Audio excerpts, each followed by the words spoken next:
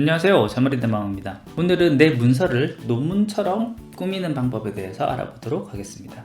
지난번에 책처럼 꾸미는 법에 대해서 다루면서 머리끌, 꼬리끌, 목차 만들기에 대한 내용을 알아봤는데, 이번에는 그거보단 조금 더 이제 논문과 같이 좀 전문적인 글을 쓸 때 많이 사용되는 각주, 미주, 그리고 인용에 대한 부분을 알아보도록 하겠습니다.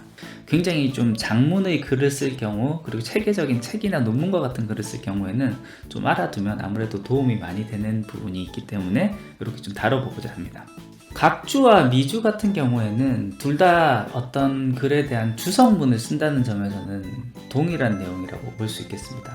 그래서 여기에 이와 같은 글이 있을 때, 예를 들자면 10개의 키워드로 해서 이렇게 갈로해서 이렇게 써놓기도 했지만, 이 내용을 주성문으로 처리를 할 수도 있습니다. 그래서 만약에 이 내용을 주성문으로 처리하고 싶다라고 하면 각주 또는 미주를 선택을 할 수가 있는데요. 각주와 미주 둘 다 주성문을 단다라는 점에서는 동일하지만 두 개가 사용하는 방법이 조금 다릅니다. 각주를 선택을 하게 되면 각 문서의 페이지 가장 하단에 이렇게 표시가 되게 되고요. 미주를 선택하게 되면은 그 문서 전체의 가장 끝에 그 설명 내용이 붙게 됩니다. 사용하는 방법은 내가 각주 또는 미주를 넣고 싶은 곳에 커서를 이렇게 두고요. 그 다음에 참조에 각주 삽입을 누르면 이렇게 각주가 들어갑니다. 각주 삽입을 누르면 여기 각주 번호인 1번이 이렇게 싹 들어가게 되어 있고, 이 각주에 대한 내용을 이 아랫부분에 바로 쓸 수 있게 되어 있습니다. 그래서 이 부분을 여기 각주 영역에 붙여 넣으면 각주에 대한 내용이 이렇게 추가가 될 수가 있겠습니다. 이와 같이 각주를 만들었을 경우에는 이 각주가 여러 개 달렸을 때 이 이쪽에 있는 각주 삽입 옆에 있는 다음 각주 또는 이전 각주를 통해서 그 각주에서 각주로 이동이 좀 가능하겠고요. 그 경우 이제 나중에 각주를 모아서 편집을 할 때 좀 더 편하게 할 수가 있습니다. 각주를 이제 삭제를 하려면 요 각주가 있는 이쪽 칸에 커서를 이렇게 둔 상황에서 바로 각주 영역만 골라서 삭제를 해주면 각주 부호만 없어지는 게 아니라 밑에 달았던 각주 글씨까지 이렇게 같이 없어지는 것을 볼 수가 있습니다. 이번에 미주를 한번 달아보겠습니다. 이렇게 미주 삽입으로 하게 되면 갑자기 이렇게 페이지의 맨 끝쪽으로 오게 되는데요. 이 페이지 맨 끝에 설명에 대한 내용을 이렇게 집어넣고요. 그럼 이제 이 미주는 아까 전에도 얘기했던 것처럼 각 문서의 가장 맨 뒤에 들어가기 때문에 이와 같은 형태로 이렇게 표시가 되는 것을 볼 수가 있습니다. 여기서 이제 다시 각주 미주 표시 이 버튼을 누르게 되면 아까 전에 만들었던 그 미주가 표시되어 있는 칸으로 다시 이제 이동을 하게 되는데, 미주 표시가 이쪽으로 따로 표시가 되지만 그 설명의 내용은 좀 맨 끝으로 가는 요게 이제 미주와 각주의 차이라고 보면 되겠습니다. 다시 이 미주는 삭제를 하고요. 저 같은 경우는 이와 같은 장문의 글을 쓸 경우에는 보통 웬만하면 각주를 달기 때문에 각주로 이렇게 처리를 해 놓겠습니다. 그 다음에 하나 더 소개를 드릴 기능은 인용에 대한 부분입니다. 이렇게 제가 책이나 이런 내용들을 많이 인용을 하게 되면 이 출처가 어떻게 되는지를 꼭 기록을 해야지 되는 경우가 있습니다. 그럴 때 사용을 할 수 있는 기능이 여기 인용에 대한 기능인데요.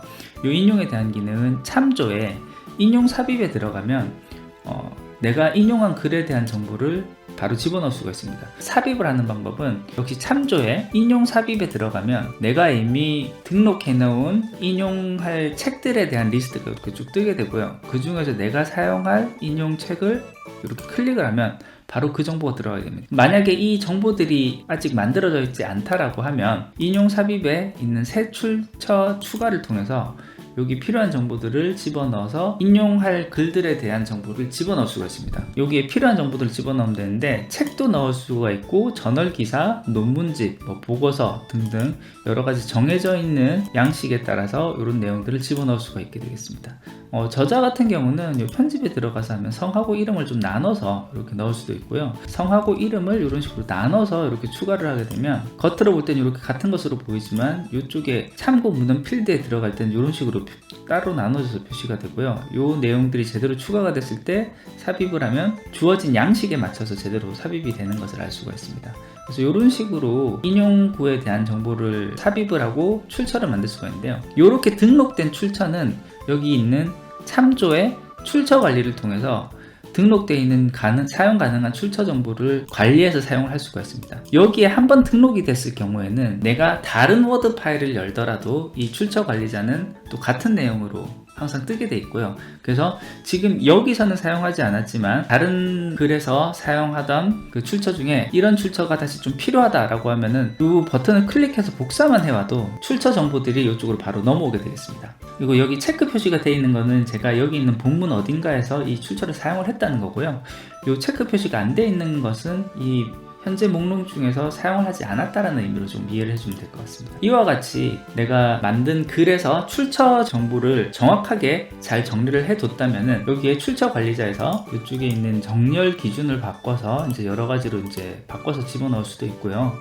이와 같이 인용 삽입에 대한 내용이 출처 관리와 함께 잘 됐을 경우에는 이와 같은 공식 문서를 썼을 때 맨 마지막에 참고 문헌에 대해서 입력을 할 때 이 부분은 굉장히 쉽게 할 수가 있습니다. 참고 문헌에 대한 정보를 넣고 싶은 위치에다 보통 이제 맨 마지막에 집어넣으니까요. 맨 마지막 칸에 커서를 둔 상황에서 3조에 참고 문헌을 누르면 이렇게 바로 참고 문헌 정보를 집어넣을 수 있는 기본 제공 틀이 있고요. 이 버튼을 한 번만 누르기만 하면 이 정보가 참고 문헌에 대한 정보가 이렇게 바로 정리가 되어서 이런 식으로 들어가는 것을 볼 수가 있습니다. 예, 오늘은 내 문서를 논문처럼 꾸미는 방법이란 제목으로 각주와 미주 그리고 인용에 대해서 사용하는 방법을 알아봤습니다.